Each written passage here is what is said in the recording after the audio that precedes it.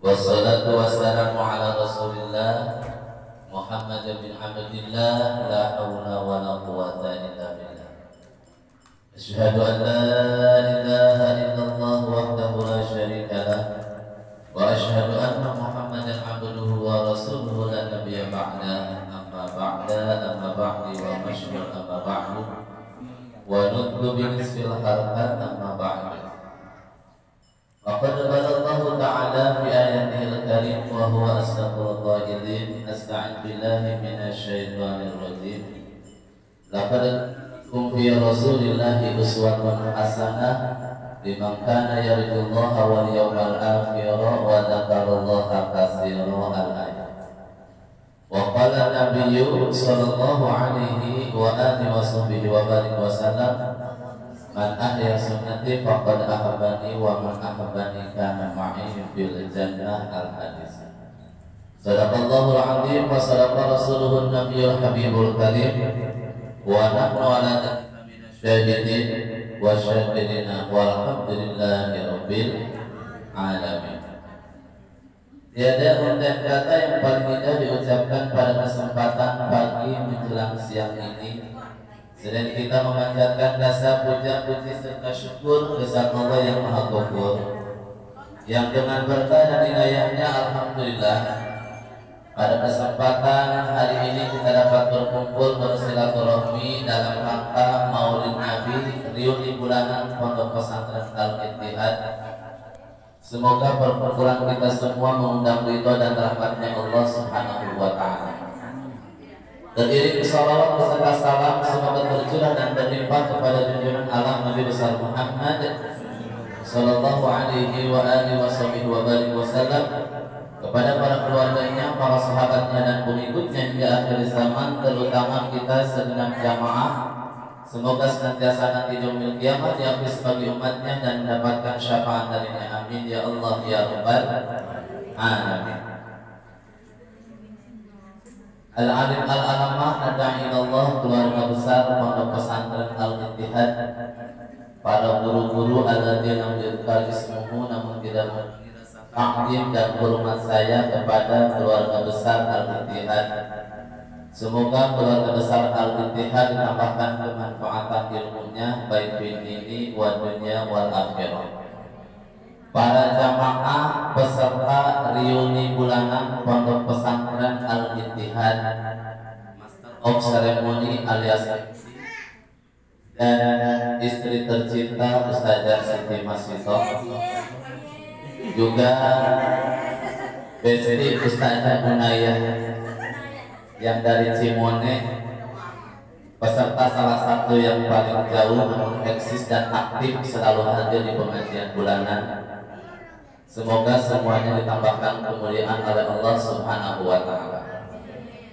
Dalam hal ini suatu kehormatan dan penghargaan bagi yang Abdul Fahmi selaku suami dari Teh Tito, bahkan terbesit dalam hati berharap ingin bisa ikut riuh dan tampil di acara reuni bulanan Pondok Pesantren Al-Ittihad.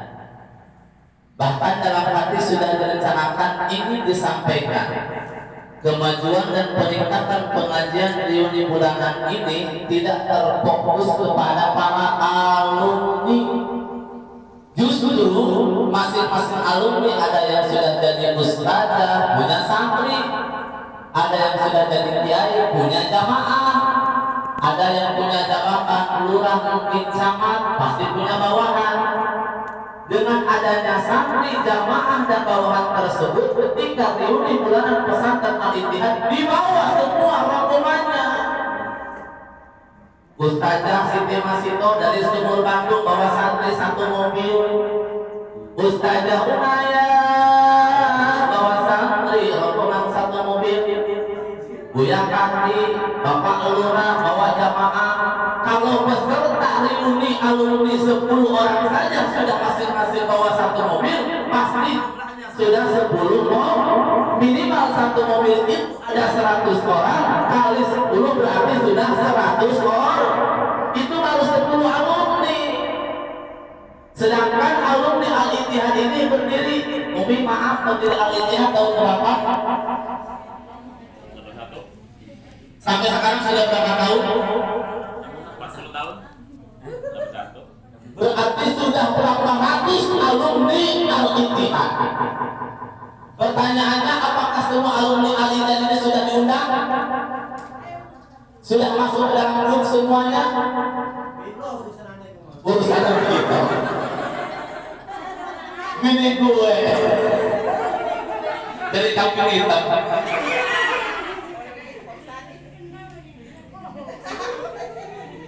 Kalau sudah 40 tahun alumninya sudah ratusan, bukan kayak teko lagi, maka hari ini reuni bulanan plus perayaan Maulid pasti di dalam penuh, di luar pun juga penuh.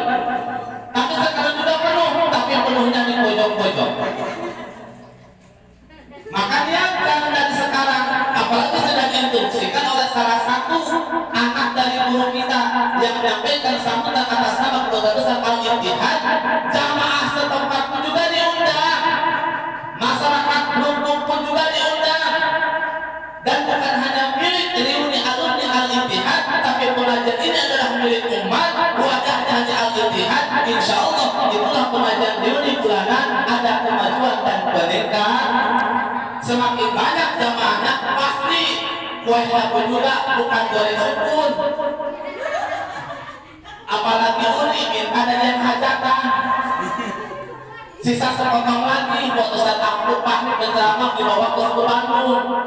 Itu pun juga kalau nggak digoreng semua berada rahmat. Hadirin jamaah rahimakumullah, dalam kesempatan ini saya merasa bahagia, senang dan gembira, syukur alhamdulillah. Terasa saya diakui sebagai keluarga besar Al-Ittihad karena salah satu alumni Al-Ittihad adalah istri tercinta saya. Mudah-mudahan ini pengajian Al-Ittihad reuni bulanan bertempat di mana saja, ketika per 2 bulan ada dari Al-Ittihad, yuk kita sama-sama dukung. Pasti alasannya ada sesuai dengan kesibukannya masing-masing. Namun kalau sudah diagendakan, tanggal dicetak dalam kalender, pasti ketika ada acara di hari itu, ada acara di tanggal itu bertepatan dengan reuni, semua acara yang diundang kepada kita tolak. Kenapa? Karena kita sudah punya agenda. Ini Al-Ittihad reuni bulanan pasti setelah acara diumumkan bulan depan di mana, begitu kan? Bulan depan tanggal berapa, begitu kan? Berarti sudah direncanakan, sudah diagendakan, sudah diceklis dalam kalender tanggal sekian bulan sekian di rumah Anu. Berarti kita sudah siap mengagendakan. Ada kesibukan kita masing-masing, tunda sejenak. Kenapa? Kita harus termasuk fatwa dari semua guru, baik Al-Maktullah, Maimun Zabir, Abu Yahuti, dan seluruh para ulama Indonesia sepakat. Apa statement yang dikeluarkan oleh mereka? Santri yang paling baik patuh taat terhadap gurunya, lihatlah setelah dia keluar dari pesantrennya. Kalau lagi mondok, contoh santri saya Rehan, pasti dia akan tahu, dia akan taat, nurut 100% selagi dia mondok di pesantren saya. Dan itu kewajiban. Tapi lebih bagus dan lebih hebat lagi ketika Rehan sudah jadi alumni SMNI, sudah keluar dari pesantren saya. Apakah dia akan nengok kepada gurunya? Apakah dia akan ingat kepada gurunya? Apalagi saat sudah sukses. Ketika datang bulan Kurban, nganterin domba. Ketika datang Muharram, nganterin amplop yatim. Ketika Maulidan, ketika Rajaban, ketika Nuzul Quran, nganterin makanan minuman untuk PHBI. Ketika Lebaran Idul Fitri, bukan zakat fitrah yang jumlahnya 3,5 liter, itu pun juga beras raskin, beras bulog, bukan beras pulen, bukan dipilih yang terbaik tapi yang paling terendah. Zakat fitrah ini padahal setahun sekali kepada guru. Ketika diuangkan sesuai dengan nominal harga beras 35.000, tidak diluluskan 50.000, padahal setahun sekali.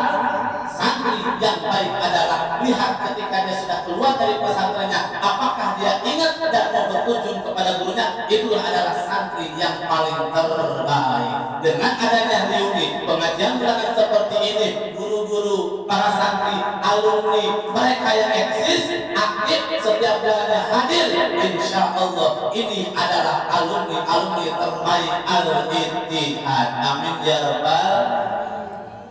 Istri saya kalau pulang dari pengajian bulanan langsung cerita, bulan depan di rumah aku, padahal baru pulang pengajian bulanan.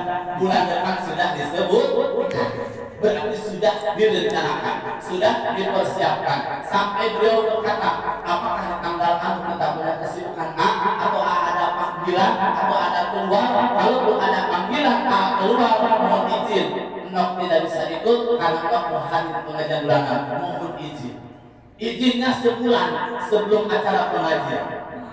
Makanya ketika pas jadwal pengajian saya yang ngantor, yang diantarnya adalah santri, berarti saya sedang keluar berbagi tugas. Saya keluar bagian lapangan, beliau bagian dalam negeri, saya keluar. Namun sayang, ketika saya panggilan kemana-mana jalan sendiri, pasti panitia saya berhajat tuan rumah dan jamaah bertanya, Pak Yai istrinya mana? Pak Yai kenapa gak dibawa istrinya? Saya jawab, kami punya kesibukan masing-masing, bertugas sesuai dengan potensinya masing-masing. Dia ada pengajian, kita pengajian, yang penting izin, ridho, halal, insya Allah tidak jadi dosa. Kenapa para jamaah jangankan ngaji yang sifatnya ibadah?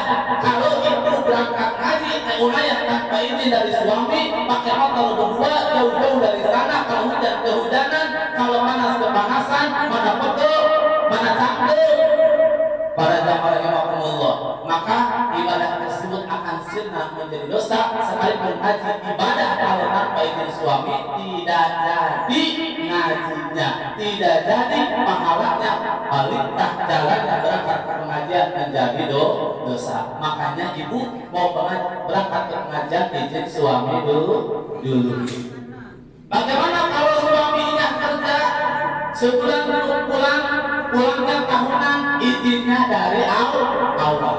Contoh, Senin saya berangkat ke Bogor, malam Seninnya istri sambil mijit-mijit, sambil pegang bola-bola. Bola apaan? Awas jangan keras. Sambil mijit-mijit, sambil pegang-pegang bola dia izin. Besok ke Bogor, izin ya. Mau berangkat ngaji kemana? Ke Pandan. Malamnya sudah diizinkan. Ketika besok pagi saya berangkat duluan atau saya masih tidur, istri jam 9 mau berangkat duluan karena malamnya sudah izin, silahkan. Yang penting izin suaminya ridho, insya Allah pahala ganjarannya berlipat ganda. Bagaimana Pak Ustadz kalau janda nggak punya suami? Kalau masih ada orang tua, izin ke orang tua. Kalau punya anak, izinnya ke anak. Kalau nggak punya siapa-siapa, bebas, silahkan berangkat. Yang penting bisa jaga diri. Kenapa para jamaah rahimakumullah? Dikisahkan Imam Ghazali di saat umur 11 tahun, kalau zaman sekarang lulus SD, orang kaya banyak harta, uang melimpah ruas lalu bertambah, pasti akan melanjutkan ke jenjang berikutnya, SMP, SMA, perguruan tinggi hingga kuliah sampai dokter dan sarjana. Namun Imam Ghazali setelah lulus SD, kalau zaman sekarang umur 11 tahun, dia ingin berangkat pondok, izin kepada bapaknya, tapi bapaknya nggak izinin. Kenapa? Karena merasa orang kaya, banyak harta, nggak usah mondok. Mondok mah gatel, mondok mah kumpret, mondok mah budugan, mondok mah bisulan. Ini guru-guru kita ini semuanya mantan bisul, mantan budugan. Apalagi saya cenang, mau ikut cenang yang hijau. Ya, ikut cenangnya bukan hanya di perengkakan, di helmnya sampai nggak bisa kencing, saking-sakitnya buduk. Namun itu kata Ki Jamaluddin, syarat dari ustaz dan kiai lulus dari santrinya harus budugan dulu. Kalau ibu mondokin anak belum buduk, berarti anak ibu belum jadi santri. Kalau sudah budugan, berarti lulus santrinya. Dilarang Imam Ghazali tidak usah mondok karena takut budugan, takut gatel, takut kedinginan, takut kelaparan, takut kehausan. Sedangkan orang tuanya orang kaya. juga di kasur yang tebal, merek Alga, Uniland, Miniland yang harganya 3.500.000, kalau ini sampai 5 juta. Sekarang TV dilempar-lempar, diacur-acur, dibanting-banting, karena nggak ada layarnya, nggak ada filmnya. Kenapa? Karena dicabut, analog menjadi digital. Beli antena nggak nyala-nyala, ternyata harus STB setboxnya. Ada yang pasang setbox, ada yang nyala, ada yang tidak, bahkan ada yang meledak. Hadirin jamaah rahimakumullah. Akhirnya Imam Ghazali karena maksa ingin berangkat mondok, walaupun tanpa izin bapaknya dia berjalan. Apa kata bapaknya? Silahkan kamu berangkat, namun jangan harap kamu kembali.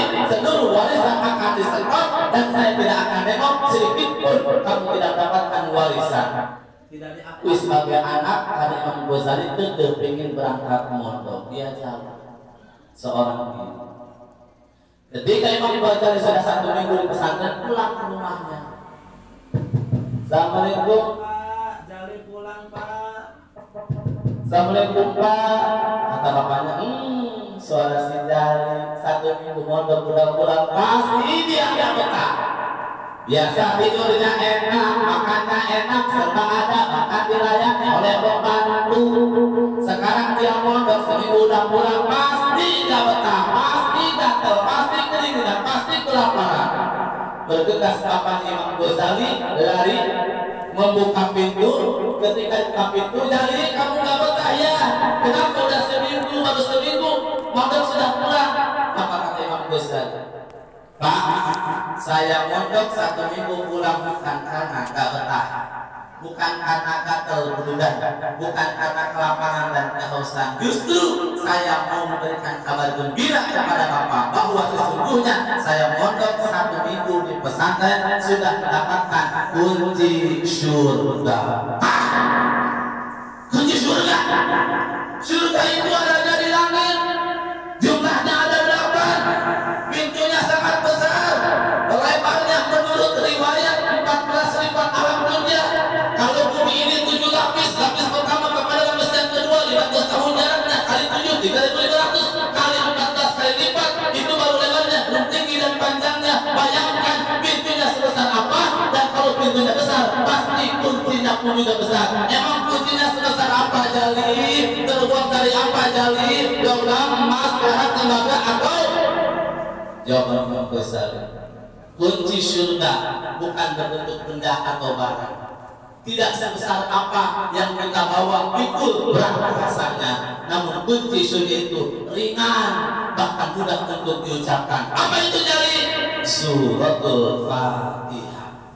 Surah Al-Fatihah. Seperti apa surat Al-Fatihah itu? Dibacakanlah Al-Fatihah oleh Imam Ghazali. Bismillahirrahmanirrahim. Alhamdulillahi Rabbil alamin. Ar-Rahmanir-Rahim. Maliki yaumiddin. Iyyaka na'budu wa iyyaka nasta'in. Ihdinas siratal mustaqim. Siratal ladzina an'amta 'alaihim ghairil maghdubi 'alaihim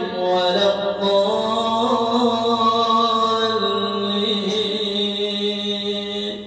Surah Al-Fatihah dibacakan oleh Imam Ghazali. Suara yang sangat merdu dan syahdu. Bacaan makhraj dan tajwidnya sempurna, bahkan iramanya sangat luar biasa. Terdengar oleh telinganya Bapak Imam Ghazali. Dia menangis mencucurkan air mata. Dia bersujud di depan kakinya Imam Ghazali seraya berkata, Jali, bacaan itu sangat indah. Surat yang kau bacakan itu sangat enak didengar. Tolong Jali, bacakan kembali surat tersebut 1 kali demi ayat. Sehingga Imam Ghazali membacakan surat Al-Fatihah dari basmalah sampai waladdallin 1 kali. Akhirnya ayah Imam Ghazali berdiri dengan tegas, lantang menyampaikan, Jali, hari ini mau berangkat ke pesantren. Bapak punya banyak mobil. Kalau zaman sekarang silakan pilih mau pakai mobil yang mana. Yuk, Bapak sendiri yang akan mengantarkan, Bapak sendiri yang akan menyerahkan. Dan jangan lupa bahwa perbekalan yang cukup sehingga Bapak berhasil dalam mengikut pesantren tersebut. Jangan lupa seluruh harta kekayaan Bapak rela, ikhlas, ridho lillahi ta'ala untuk bekal kamu mondok. Dan jangan lupa itu harta semuanya dibagi dua. Untuk siapa Bapak? Setengah untuk bekal kamu mondok dan setengah lagi untuk gurumu yang telah mengajarkan kamu bisa haji, yang telah mengajarkan kamu bisa sholat, yang telah mengajarkan kamu tentang ilmu agama, yang telah berhasil mendidikmu baru saja 1 minggu, tapi begitu indah, begitu enak didengar. Bapak merasa bangga, Bapak merasa senang dan bahagia. Bapak tidak sayang kalau harta Bapak habis dipakai untuk pondok dan diberikan kepada guru yang telah mengajarkan kamu ilmu agama. Anak kecil berkesan air mata. Saya berdoa kepada Allah Azza wa Jalla, ya Allah, hamba bersyukur Engkau memberikan hidayah kepada Bapak. Luluh hatinya, dia mau mengantarkan buku pesantren, menyerahkan kepada sang kiai, bahkan mengorbankan seluruh hartanya untuk saya bekal pondok dan guru saya. Semoga Bapak saya panjang umur, sehat, murah rezeki, dan husnul khotimah. Seketika Imam Ghazali diberangkatkan pondok. Hadirin jamaah rahimakumullah. Ketika Imam Ghazali diantarkan oleh ayahnya hingga ke pesantren, tak tanggung-tanggung. Kalau mungkin sekarang zamannya uang cash atau ambil di ATM atau bawa koper atau berupa cek, seketika harta kekayaan bapaknya Imam Ghazali diserahkan kepada gurunya, dan silahkan anak saya ini, saya titip apapun kebaikan dan kebenaran yang dilakukan oleh anak saya serahkan sepenuhnya kepada Pak Kiai dan pondok pesantren ini. Lihat apa yang terjadi. Pengarang kitab Ihya Ulumuddin, ilmu tasawuf yang paling termasyhur bukan hanya di Indonesia bahkan di dunia, Imam Ghazali yang makamnya ada di Cina. Para jamaah rahmatullah, ilmu tinggi yang konon menurut riwayat otaknya, bunbunnya, jidatnya, kepalanya seperti tahu, saking cerdas dan pintarnya Imam Ghazali. Ternyata bukan hanya perjuangan yang dipertahankan oleh Imam Ghazali, rajin belajar, rajin ngaji, aktif, tidak pernah tidur, selalu berpuasa, bangun di saat tahajud, salat Tuhan dilaksanakan, rajin sholat, nurut terhadap guru. Ternyata perjuangan dan pengorbanan orang tuanya berpengaruh besar terhadap anaknya. Ingat, ketika anak kita dimasukkan ke pengajian atau pondok pesantren, hantarkan, serahkan kepada Pak Kiainya, kasih uangnya, kasih rokoknya, kasih kopinya, perhatikan bulanannya. Insya Allah anak kita bakal soleh, ilmunya bermanfaat dunia akhirat seperti yang dicontohkan oleh Imam Ghazali. Saya berharap Bapak Ibu, ketika saya bersilaturahmi ke guru saya ke pesantren Putra Putri Husnul Ulum Anur Arabiah di daerah Cibuduk Kira, Balai Binaru, Banten, Karangan Siang, Bogor. Guru saya punya anak empat-empatnya mondok. Dia bercerita, ada ampun, bentar lagi akan mau berangkat. Kemana kan? Nengok anak empat-empatnya, sekarang jadwal bulan. Subhanallah. Biasa dikasih bekal berapa? Itu anaknya sama dengan amplop gurunya. Sama dengan amplop gurunya. Kalau amplop gurunya 200, berarti anaknya bukannya 200. Emang maaf Kang, ingin tahu biasa mencontoh dari Akang. Akang kalau amplop guru berapa sebulan? Sebulan sekali bekal anak saya di pesantren 1 juta, maka 1 juta bulan saya serahkan amplop kepada Kiai. 1 pesantren saya harus ngasih bekal, gurunya 1 juta, anak saya 1 juta, jadi 2 juta, anak saya di pesantren jumlahnya 4 orang, bekalnya 4 juta, gurunya untuknya 4 juta, jumlah per bulan itu saya pengeluaran khusus untuk pesantren, bekal dan gurunya jumlahnya 8 juta. Lihat, sebulan kan kita 300, 500, 1 juta, guru amplopnya 50 ribu. acara berudah, acara jabat, panggil kiai dari jauh, 2 juta, 3 juta, 5 juta, dicari dampaknya, minta kesana kemari, sumbangan, iuran, patungan untuk kiai. Yang hanya ceramahnya 1 jam, 5 juta kita bayar. Tapi lihat guru setempat kita yang mengajarkan ngaji tiap hari, mingguan, bulanan, berapa amplopnya hanya 100.000, paling bantar 200.000. Kiai yang jauh, mikir 2 bungkus. Tapi saya belum dikasih rokok, kayaknya enggak ada budget rokok ya. Oh, enggak ada budget rokok ya? Enggak apa-apa, keluarga. Panitia, awas ya, kayak rokok mil, panitia. Buat kiai penceramah dari jauh, rokok mil 20 dibeliin, harganya 28 sampai 30.000, jumlahnya 60.000. Kiai setempat udah dalam merah 11.000. Buat kiai jauh dikasih samping BHS, guru setempat sabunnya wadimot. Buat kiai jauh gamis mahal, tokonya banyak alumnia. Buat guru sendiri setempat tiap hari ngajar ngaji, hanya koko yang beli dari serba 35.000. Buat kiai jauh disiapin makanan yang spesial dan luar biasa, bahkan masak bakakak buat kiai, ikan mas buat kiai. Terus asnah bebeknya karena asal masuk bebek buat kiai, sate buat kiai, nggak disebutin. Sate buat guru setempat, bebek buat guru setempat, enggak. Tapi semuanya buat kiai. Kiainya kiai jauh, makannya hanya sesuap, sisanya banyak. Siapa yang makan? Panitia. Ini fungsinya, ini hikmahnya pengajian keluarga. Makanya kenapa saya dukung itu, saya izinkan itu. Dia punya kewajiban untuk berkhidmat kepada gurunya. Walaupun Abu Yahya saya wafat meninggal dunia, dia tetap harus berziarah, dia tetap harus berkunjung. Kenapa? Uminya masih ada, anaknya masih ada. Justru yang dicontohkan oleh Rasulullah ketika sudah wafat, ahli warisnya, maka berkunjunglah kepada keluarganya yang masih hidup. Berkah manfaat ilmunya, insya Allah. Nah, ini sebagai guru. Ini alumni hari ini yang hadir berapa orang? Ada 10 orang. Kalau bulan depan siapin masing-masing 1 mobil.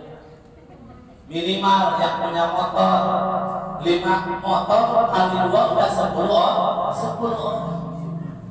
Dipenuhi oleh alumni. Kenapa? Santrinya, jamaahnya, bawaannya harus dibawa, harus dijalankan kepada gurunya. Ibu bapak hadir di sini bisa berkah manfaat ilmu, bisa punya santri ngajar kepada anak-anaknya, ngajar kepada jamaahnya, ngajar kepada bawahannya. Berkat siapa? Berkat guru. Dan sekarang gurunya sudah ada. Ziarahinlah anak kita, santri kita, jamaahnya, biar sama manfaat ilmunya seperti kita sebagai alumni al-Ittihad. Waalaikumsalam. Sampai ke Ari tekan. Karena Anda datang, tapi saya selesai ya. Jadi lanjutkan oleh guru saya. Mohon izin pada jamaah. Jadi saya tidak sampai selesai. Saya sudah bercakap dengan istri, mungkin sudah bilang ke panitia, saya langsung pulang lagi ke Bogor. Malam jam 8 acara bilal pesantren, bungsu saya, adik saya tampil. Sampai besok tampil lagi. Jadi ini malam ini mungkin tidur bersama di villanya Teh Yanti yang sangat luar biasa, nyamuknya gede-gede, banyak-banyak, sampai bakar bayi bertiga itu nyamuk, masya Allah, nggak mempan. Bangun semalam saya berapa kali bangun lagi. Subhanallah, bilang hanya saksi yaumil qiyamah. Ini pengajian dan maslahat ila yaumil qiyamah. Jangan sampai setiap bulannya selalu menurun jamaahnya, justru harus selalu bertambah. Ciri itu pengajian bertingkat dan maju. Dimanapun tempatnya, siapapun yang memberi ceramahnya, alam ilmunya, yang penting kita niatnya silaturahmi demi siapa? Niatkan bahwa saya mau ketemu guru sekalipun gurunya sudah tidak ada. Mohon maaf. Setiap Senin saya ditanya sama istri, akan sampai bolak-balik Bogor tiap Senin kan jauh. Siapa jawabnya? Yang saya lihat bukan majelisnya, yang saya lihat bukan jamaah. Yang saya lihat bukan keluarga, tapi yang saya lihat adalah umi saya almarhum sebagai pendiri dan penggagas dari pengajian tersebut sekarang sudah tidak ada. Kalau kami anaknya tidak berkorban waktu, tidak menempatkan waktu, dan tidak mau berjihad untuk meneruskan perjuangan kami, lalu siapa lagi? Kalau kami anaknya tidak datang, bisa terjadi waktu pengajian burung ikan tutup, tidak ada pengajian, nanti yang sedih siapa? Umi saya yang sudah meninggal. Makanya saya diangkat oleh ketika naik motor hujan-hujanan basah sambil menjerit di jalan, ya Allah, saya hujanan demi umi, ya Allah, pakai motor tiap Senin, ya Allah, cepat kasih mobil, ya Allah, kasih mobil, berdiri ya. Kalau pakai mobil kan saya bisa dijemput diajak ke Bogor, insya Allah. Ketika panas, ya Allah, kulit saya mungkin hitam, panas, gosong, tapi gosongnya hitam dan kulit ini kebakar panasnya matahari akan berseri, bercerah, cahaya seperti bulan purnama nanti di padang mahsyar. Kenapa? Perjuangan kita demi yang saya lihat adalah umi almarhum sebagai pendiri dari pengajian tersebut. Maka pengajian bulanan ini yang kita bayar bukan uminya, anaknya, majikannya, pesantrennya, abdiyai, guru kita yang telah memberikan ilmu semasa hidup sampai sekarang. Lihat dan pandanglah wajah guru kita, insya Allah pasti kita akan semangat. Semua kesibukan yang kita miliki akan kita hilangkan demi pengajian ini, insya akhir. Belum apa.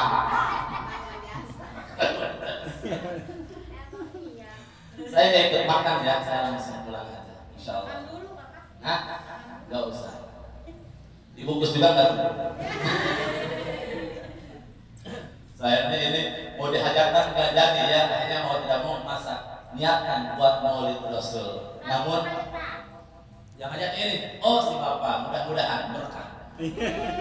Berkah insya Allah disubuhkan. Hadisnya apa? Hanya para guru dengan pokok kamu kita lebih dari orang siapa yang bersedekah 1 dirham saja untuk pengajian. Apalagi ini niatnya sambil maulid Rasul yang akan membalasnya. Apa balasannya? Syafaatul husna nanti di hari kiamat. Amin ya rabbal alamin. Yang saya siapkan materi dengan maulid, ada jamaah tadinya, ada lucunya, ada nyanyiannya, tapi saya nggak enak ketika saya nyanyi dan berlucu di depan para guru-guru. Jadi saya disegilaskan, wah Imam Ghazali rahmat yang saya sampaikan materi pada pengajian reuni. Sebagai apa?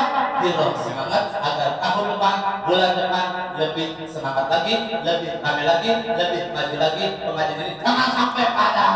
Ingat, gurunya meninggal, pengajiannya tidak meninggal. Gurunya sudah tidak ada, tapi pengajarnya tetap ada. Insya Allah, Abdiyai sekarang tenang di alam barzakh. Semoga ketemu kita nanti di surganya Allah Azza wa Jalla. Al-Fatihah. Bismillahirrahmanirrahim. Alhamdulillahirabbil alamin. Arrahmanirrahim. Maliki yaumiddin. Iyyaka na'budu wa iyyaka nasta'in. Shiratal ladzina an'amta 'alaihim ghairil maghdubi 'alaihim waladdallin. Amin ya rabbal alamin. Hadirin jemaah Allah, itu saja yang bisa saya sampaikan kepada kita. Semoga kita dapat berjumpa lagi dalam acara pada gelombang yang sama. Kembang aku, kembang kopi di atas ayam. Kalau kita ngaku cinta bila Rabbi, rajin baca Al-Qur'an. Kembang aku, kembang kopi, kembang ayam di atas papan. Kalau kita ngaku cinta kepada Kanjeng Nabi, rajin baca sholawat. Kembang aku, kembang kopi, kembang ayam di atas papan. Kalau jamaah dan panitia cinta kepada Abdul Fahmi, amplop pertanggalan dosa. Sekian, terima kasih. Wassalamualaikum warahmatullahi wabarakatuh.